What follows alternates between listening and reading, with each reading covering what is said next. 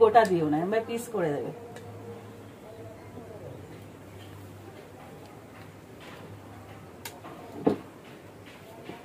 দিচ্ছি কয়েক কোয়া রসুন আর কটা কাঁচা লঙ্কা, আর দিয়ে দিচ্ছি পেঁয়াজ কুচি। পেঁয়াজগুলোকেও তোমরা টমেটো মটন গোটা গোটা করে দিতে পারো, তবে কুচি করে দিলে সুবিধা হবে।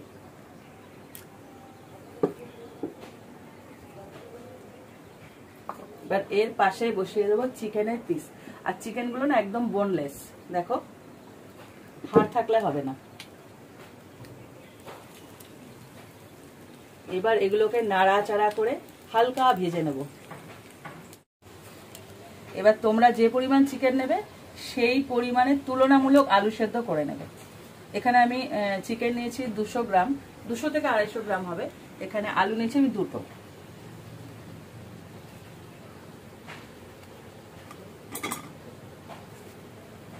নিচ্ছি খোসা সমেত রয়েছে, সেদ্ধ করা রয়েছে, আর ডিমটাকেও ফেটে নিতে হবে।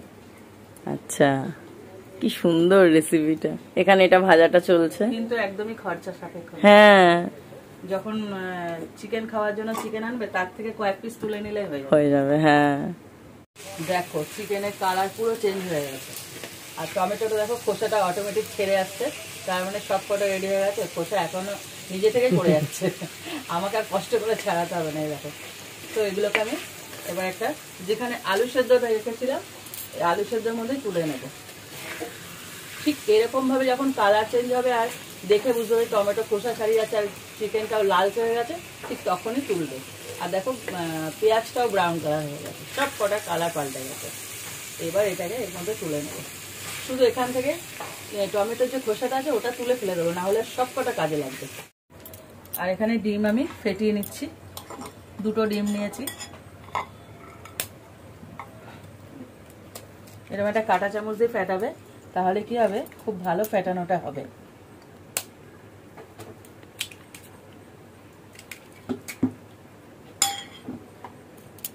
এর মধ্যে দিয়ে দিচ্ছি গোলমরিচ গুঁড়ো, খুব বেশি না, একদম অল্প।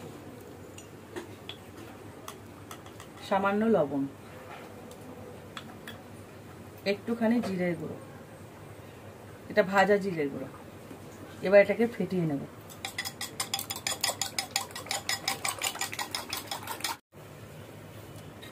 একটু ভাজা জিরের গুঁড়ো, যেহেতু এখানে কাঁচা লঙ্কা দেওয়া আছে এখানে কোনো লঙ্কা দেব না। আর দিয়ে দিচ্ছি একটু গোলমরিচের গুঁড়ো, আর দিচ্ছি একটু কসুরি মেথি, এটা ফ্লেভারের জন্য।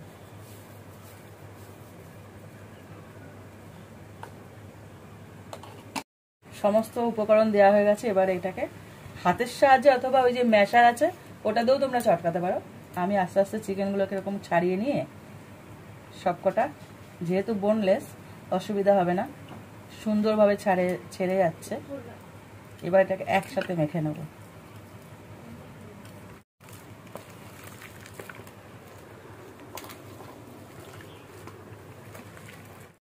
আলু সেদ্ধটা ভালো করে মাখা গেছে চিকেনের সাথে। এখানে আমি বিস্কুটের গুঁড়ো নিয়ে নিয়েছি, আর ডিমটা তো ফেটিয়ে নিয়েছি, দেখিয়ে দিয়েছি। এখানে নিয়েছি পাউরুটি, এখানে ব্রাউন ব্রেড আছে, তোমরা চাইলে হোয়াইট ব্রেডও ইউজ করতে পারো। এগুলোকে দেখিয়ে দিচ্ছি আমি কীভাবে করছি। প্রথমে এরকম একটা পাউরুটি নিলাম, এখান থেকে স্টাফিংটা নেব। প্রথমে একটা পাউরুটি নিলাম, এখান থেকে এই পুট যেটা বানিয়ে রেখেছি পুট, এটাকে মোটা করে দেবে যতটা দেওয়া যায়, মন ভরে একদম। হ্যাঁ, মন ভরে খেতে পারবে। পুরো করে এরকম চারদিকটা ছড়িয়ে দিতে হবে যতটা দেওয়া যায়। এবার ওপর থেকে আর একটা ব্রেড আমি দিয়ে দেবো, এরকম যেন বেরিয়ে না থাকে, পুরো সমান করে দেবে চারিদিক থেকে। পুরো পাউডার যেন মুখে পড়ে। এবার দেওয়ার পর মাঝখান থেকে এটা পিস করব।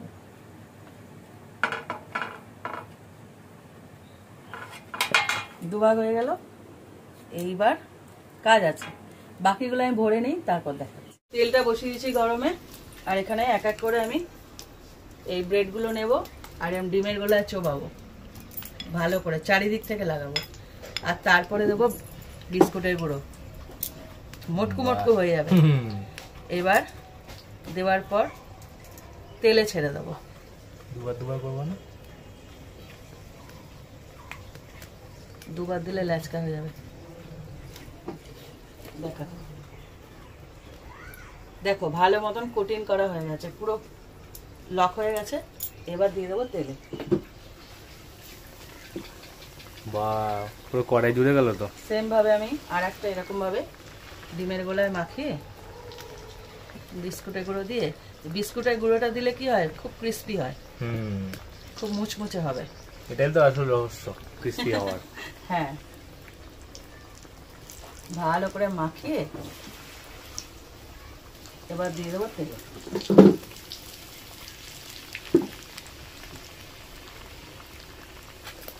এই হাতেই ধরলাম খুন্তিটা। এবার এক পিঠ হয়ে গেলে আস্তে আস্তে এটাকে উল্টে দিতে হবে।